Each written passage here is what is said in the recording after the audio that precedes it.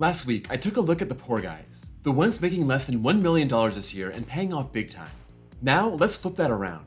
Let's only look at the guys making $20 million or more, and let's see who has been the most useless. I'm gonna start with the guys who haven't seen much of the field this year, and then end with the guys who have been playing all season, but haven't been good at all. There are 5 guys that I considered, but it turns out they're doing alright. Just good enough to avoid the grinder. Christian Yelich is not worth $26 million, hitting .254, 9 homers, 39 RBI, 16 stolen bases, 732 OPS, and a 110 OPS plus. But he's been in there every day, and he's been just above average. I can't knock him that much. Eric Hosmer is kind of in the same boat. $20 million is good for a .267 average, 8 homers, 44 RBI, a 715 OPS, and a 107 OPS plus. These guys are just keeping their head above water.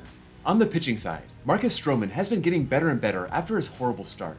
He had a good May, had one disaster start in June, was out for a month, and has come back really good with a .223 ERA in his last 8 starts. Overall, he's 3-5, 17 starts, 91 2/3 innings, a .383 ERA, and a 108 ERA plus. Not worth $25 million, but still serviceable. Charlie Morton is another guy who had a slow start, and he's bringing it back. In his first 12 starts, he had an ERA of .567. In his last 12, his ERA is down at .264. Overall, he's 6-5, 135 1/3 innings, a .399 ERA, and a 105 ERA plus. It seems like maybe Uncle Charlie is getting into playoff form, and once he's there, he will earn that $20 million. One more, David Price. The Red Sox gave him a ton of money in 2016, and by 2020, they were done with him. They told the Dodgers, hey, if you want Mookie Betts, you gotta take this guy too. The Dodgers took him, pretty much deployed him in mop-up roles, and that $32 million seemed like a joke. Honestly, it still is, but he's played a much bigger role in the Dodgers bullpen this year. 37 innings, 37 strikeouts, 7 walks, .243 ERA, and a 171 ERA plus. At least he's giving them some useful innings this year. Now for the guys that we have barely seen this year. Trevor Bauer isn't getting paid, but I still wanted to point him out. He should be earning $32 million this year, but, well, you know. Steven Strasburg won the World Series MVP in 2019, signed back with the Nats for $245 million, and he started 8 games since then, posting a .689 ERA. This year, he's taken the mound once and gave up 7 runs in 4 2/3 innings, pocketing $35 million. Chris Sale has had a horrible year on and off the field. He fractured his rib throwing BP before the season, got hit by a line drive and broke his finger in July. Then in August, he broke his wrist while riding his bike. Just like that, that's a wrap on his season. 2 starts, 5 2/3 innings, 2 runs, $30 million. Hyun-Jin Ryu is bringing home $20 million. He made 6 starts, 27 innings, finished with a .567 ERA and a 70 ERA plus. He needed elbow surgery, so he's gone for the year. I also want to mention Jacob deGrom. He's making a very nice $33.5 million, and he was out for the second half of 2021 and the first half of 2022. He's back now and looks really good. 4 starts, .231 ERA, and a 172 ERA plus. If he can lead this team through the playoffs, I'm sure all will be forgiven in Mets land. I have 3 hitters that are all in the same boat. First, Anthony Rendon. He was a big price for the Angels coming off his 2019 World Series run, but since it's the Angels, he's been hurt a lot and not performing well. 45 games, .228 average, 5 homers, 24 RBI. He has the exact league average OPS at .707 and a 100 OPS plus. He's not getting league average money though. He's taking a cool $36 million. Jason Hayward got a $184 million contract in 2016, and he's never lived up to that money. In 7 years, he's averaging 9 homers and a 700 OPS. The Cubs said they're cutting him loose after the season. He probably won't play again this year. And for $22 million, he's played 48 games, .204 average, 1 homer, 10 RBI, a .555 OPS, and a 57 OPS plus. Finally, Will Myers signed a backloaded contract in 2017, so the last 3 years he's been making $20 million. He missed all of June and July with a knee injury, so he's only played 49 games, batting .243 with 1 homer, 24 RBI, a 603 OPS, and an 80 OPS plus. Maybe if he comes back strong, it'll make up for the lack of Fernando Tatis, whose salary really kicks in starting in 2025. Okay, now for the worst contracts for guys putting in a full season, and I picked out 6 that have just not been worth it. Number 6 is Javier Baez, a new signing for the Tigers, pulling in $20 million, and just like for most of that team, it just hasn't been there. 109 games, .224 average, 11 homers, 45 RBI, 8 stolen bases, 636 OPS, and 83 OPS plus. Still with a respectable 1.2 WAR. He's averaged more than 29 home runs over his last 4 full seasons, and he's got a career OPS of 765. So maybe he just needs to get used to playing in Detroit. He should still be in his prime at age 29, so there's no excuse that he's getting old, or it's the tail end of an otherwise good contract.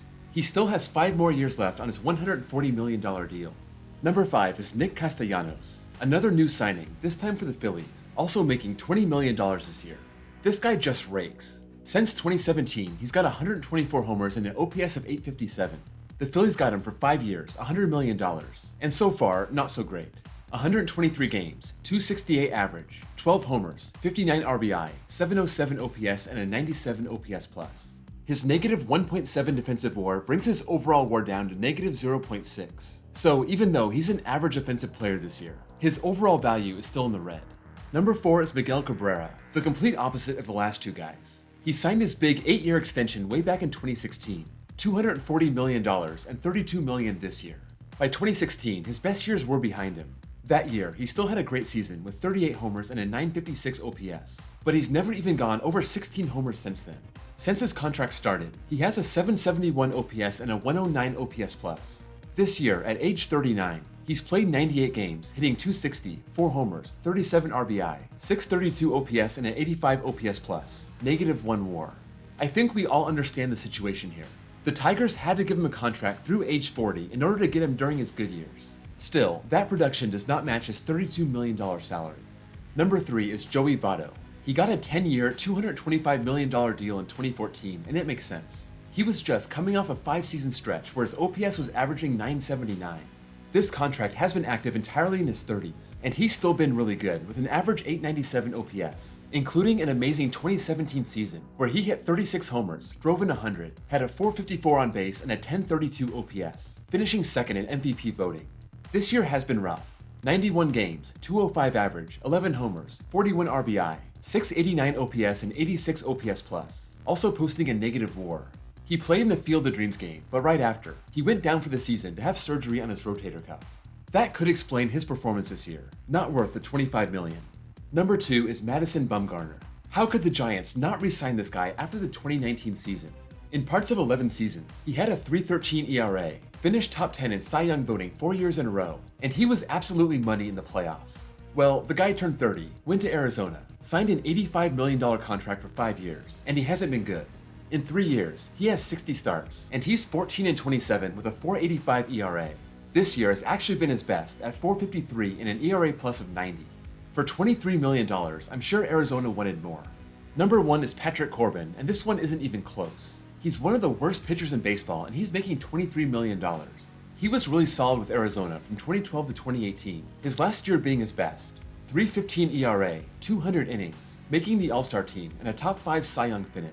He signs with Washington for 6 years, $140 million, and in his first year, he wins the World Series, posts a 3.25 ERA, and gets Cy Young votes. It's all been downhill from there, and after an awful 2021, his 2022 is even worse. 25 starts, 4-17 record, 6.81 ERA, 57 ERA plus. He's also got a whip all the way up at 1.8.